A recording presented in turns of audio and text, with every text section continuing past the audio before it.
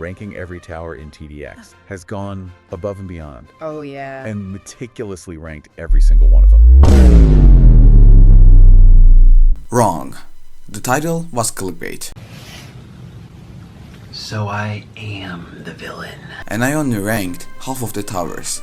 Since then, throughout my upload schedule, before I made the second tier list, a lot more towers have been added, and now I'm going to be ranking 22 goddamn towers.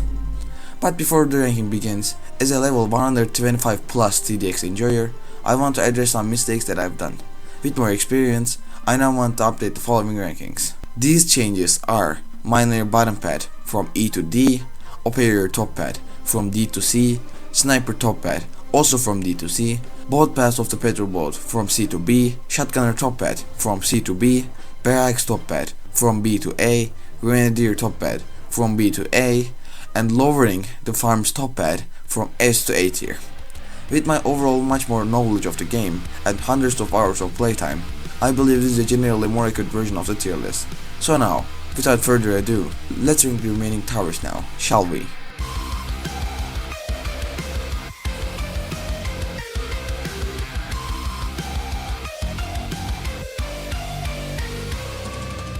First, we have the Toxicnator. Before anything else, I just have to ask, why this guy's name is Toxicnator? It should be Toxicnator, plain and simple. Anyway, let's get into it. The top pad of this tower is godly and amazing, but it got nerfed. Despite the nerf, the top pad is still pretty decent, and its splash crowd control capabilities make the solid tower. Now looking at the bottom pad, things change a lot in terms of functionality. While top pad excels as decent crowd control, the bottom pad is mostly used for its durability. At max level, this ability makes all enemies take 30% more damage and all bosses take 10% more damage for 12 seconds, which is pretty great. With that in mind, I would like to rank the top pad and bottom pad B tier. If you have space, it's a decent pick, but I wouldn't go out of my way to use this tower. Now we got the one and only tower that I never played before, which is the Sentry. Unlike all the other towers, Sentry is a weird line of sight, which makes it unique, but overall it's a pretty weak tower.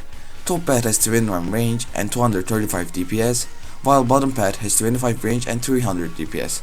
However, the cost difference is significant. The top pad costs 24k to max, while the bottom pad costs 48k, doubling its price. If I'm not missing something, the bottom pad is pretty much useless, and top pad is a decent, cheap, early defense tower. Also, I forgot to mention, this tower cannot be buffed by support towers like the XWM Turret can.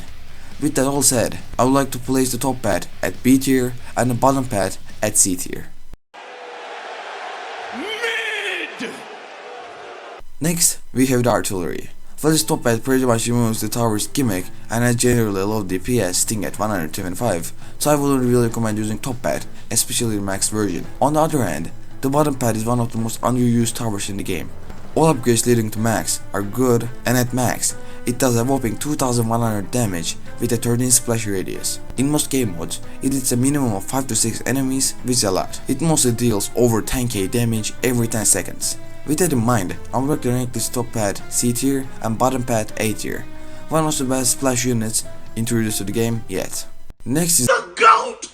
The GOAT! Of spawners, the Armored Factory. Both of its pads have splash, but the top pad is more focused on splash, while the bottom pad is centered around dealing more damage. The top pad spawns homies that deal explosive damage in bursts, up to 6, and spawns M2 Bradley every 47 seconds. The wiki says it has 400 DPS, but it also says it deals 548 DPS, so I'm not sure which value is accurate. However, the top pad is overall pretty decent. Now let's look at the bottom pad.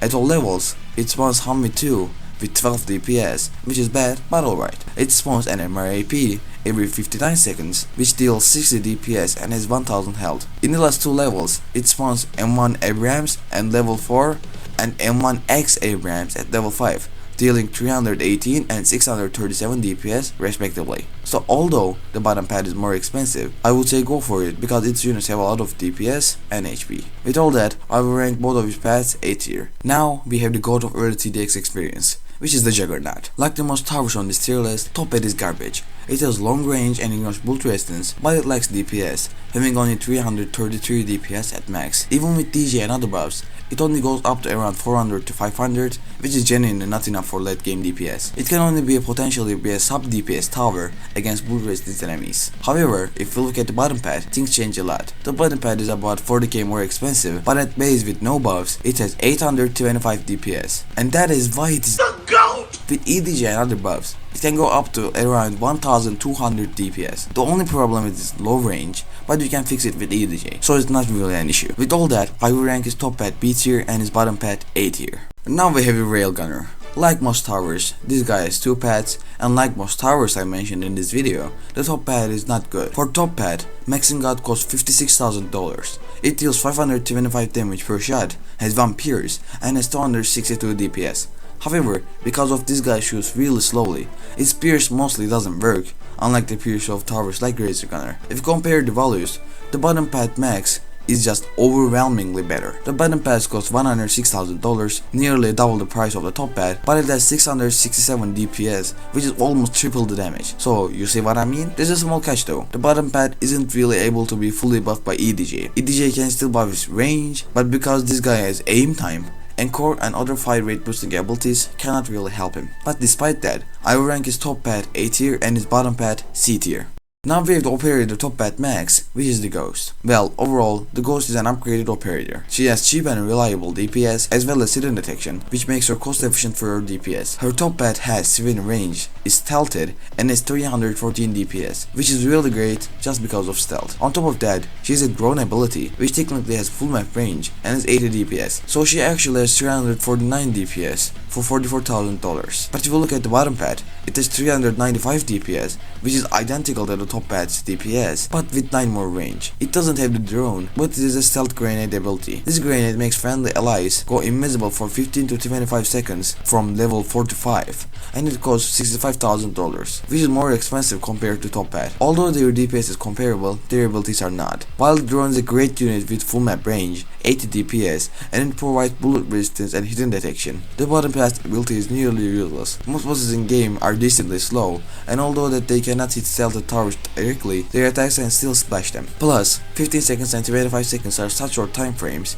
that bosses will usually still have enough range to attack the towers after 25 seconds. So with all that, I will rank Ghost's top pad A tier and his bottom pad B tier. Now we have the GOAT, and the only reason why endless is possible, the medic. This guy's top pad is more focused on healing, while the bottom pad is better for boosting your towers. The top pad heals the nearest tower, and unlike all the other towers, you cannot change the nearest targeting. It heals 910 HP per second, which is massive, and you can tank a lot of high DPS attacks from bosses just if your medic's placed down. On top of that, he has 2 abilities. On bottom pad, Uber level 1 and level 2. Level 1 makes a tower and the medic himself go invulnerable for 12 seconds, and in level 2, 12 seconds go up to 75 seconds. But remember that while the ability is active, the medic cannot heal any allies. In the bottom pad, the healing reduces all the way to 460, but it gains 2 different abilities, Curse level 1 and level 2. Unlike Uber, Curse is much more useful ability.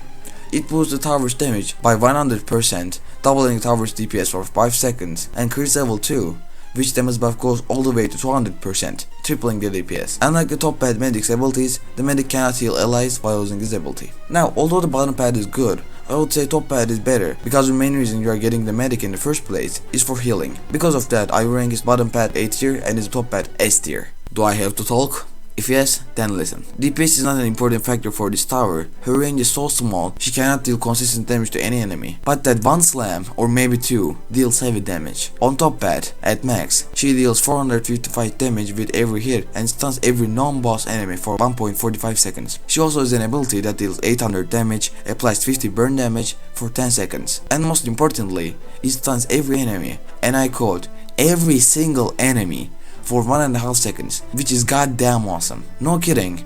In every game mode, she can be a huge help and sometimes even carry the game, but in endless, she's kind of a necessity due to her stunning ability. On bottom pad, although she deals less damage, she has a bigger stun duration of 1.7 seconds, which is pretty great. The bottom pad can see hidden enemies, but unfortunately, she cannot stun bosses or doesn't have any additional abilities. So with that, I will rank top pad S plus tier, yeah, S plus, not S, and the bottom pad A tier. Now we have the XWM Turret. This tower single-handedly made it possible for me to buy all the golden towers, and goddamn it's powerful. The top pad has stealth detection from level 3 onwards and ignores bullet resistance at level 4 and 5. It costs $240,000 to max out and it has 1100 DPS, which is great. The bottom pad costs a little more, $265,000, and has 710 splash DPS, which besides the Warship is the best splash tower that TDX has right now. The bottom pad also has an insane range of 92, which can basically cover the entire map on most spots. It has a dead zone, meaning that its entire radius around it is unusable. It cannot shoot while enemies are close, similar to Mortar from Clash of Clans. Although it has been nerfed, XWM Turret is a rebuild mechanic, meaning it can be destroyed up to 4 times and still have the most health out of all towers, besides Warship. Now I believe I covered all the features of this machine, and I, along with many others, love it. It represents the step in TDX where you transition from playing normal game modes to entering endless mode. Well, anyways, both of the top and the bottom pads of this tower can go to S tier because they are just that good and nobody can change my mind. And I forgot to mention, but it cannot be buffed by support towers. Now, as the first golden tower that we are going to talk about, we have the Golden Ranger. Well, in early levels, it competes with the Ghost, having an amazing DPS to cost ratio and generally being a very good early game tower. In the later upgrades, the top pad goes up to 395 DPS, which is great. The bottom pad is cheaper, but it is less DPS and range, so in my perspective, the bottom pad is just the worst version of the top pad. On the final upgrade, Golden Ranger has an ability that deals 750 damage and stuns every enemy in game for 1 second, including bosses. While the ability is mostly overshadowed by the Slammer, it's still handy to have, but despite the grenade, I wouldn't recommend using the bottom pad. With all that said, I would rank the Golden Ranger top pad A tier and the bottom pad B tier. Now we have a redemption story at our hands with the Golden Minelayer. I said a lot of bad things about Minelayer, but its golden variant fixed everything. The main issue with the regular Minelayer is that it is not fun to play and serves only one purpose: catching leaks. But with the golden variant, it becomes a genuine support tower and actually helps the player. It can be very useful in endless mode with its damage and stunning capabilities, and it has an ability which is more action packed and enjoyable. Now if you look at the stats, on the bottom pad, it places mines that deal 1500 damage and 100 burn DPS for 10 seconds. The mines are placed every 13 seconds